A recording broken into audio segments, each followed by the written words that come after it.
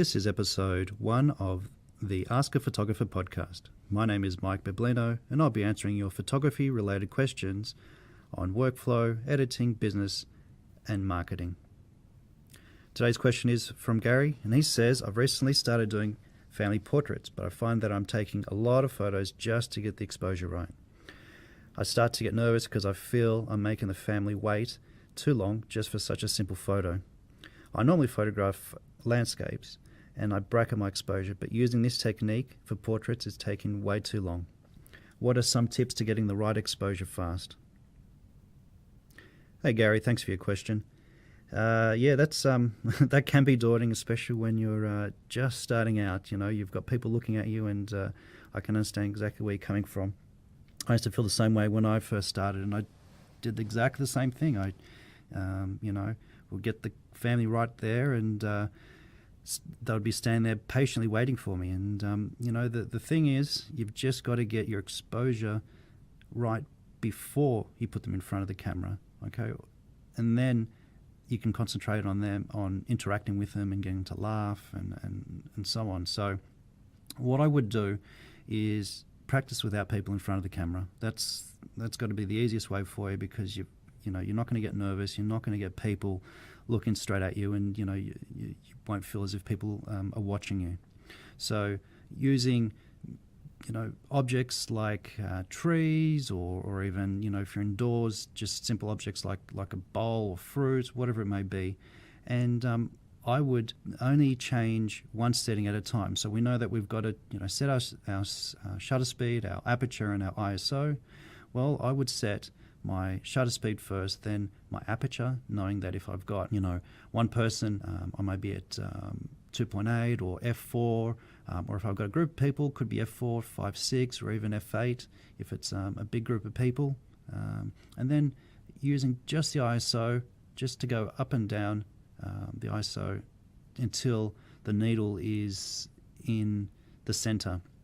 Now, of course, you can change the shutter speed to fine tune it, or even the aperture to get for your exposure. But for this exercise, I just want you to concentrate on changing one setting at a time. So pointing the camera at the object and using the spot metering. So spot metering uses the center AF point, autofocus point. And what I like about using that is the camera is only reading from that small portion of where you're pointing it to. So if it's really bright, well, then it's going to get a different reading. If it's dark, then it's going to give you a different reading.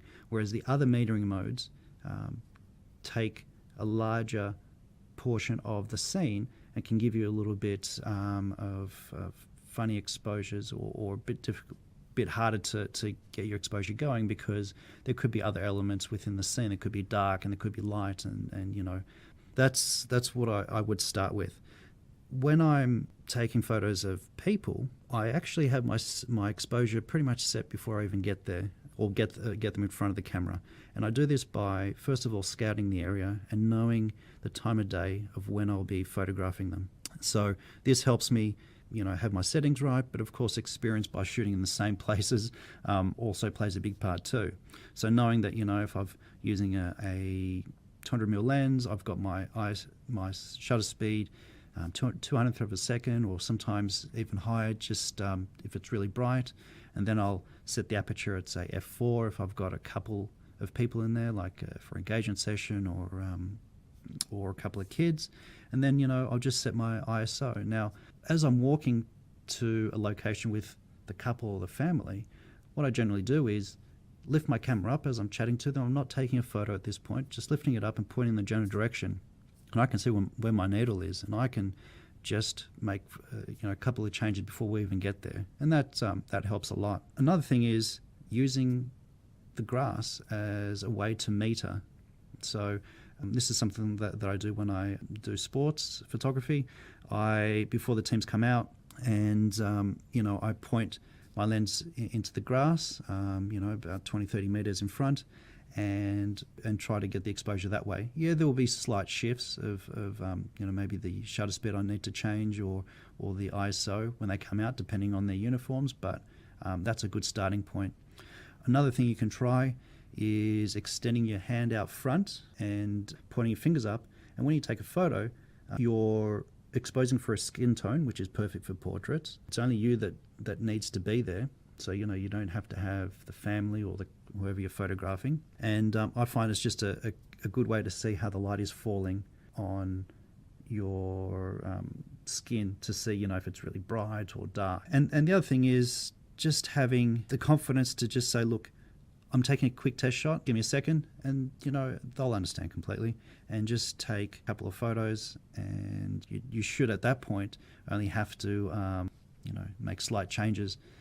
And that's it, really. But most of all, you've just got to practice, and knowing where you're photographing in your environments helps a lot. So if you're photographing indoors, your ISO and lens choice and shutter speed and f-stop are going to be different to if you're outdoors.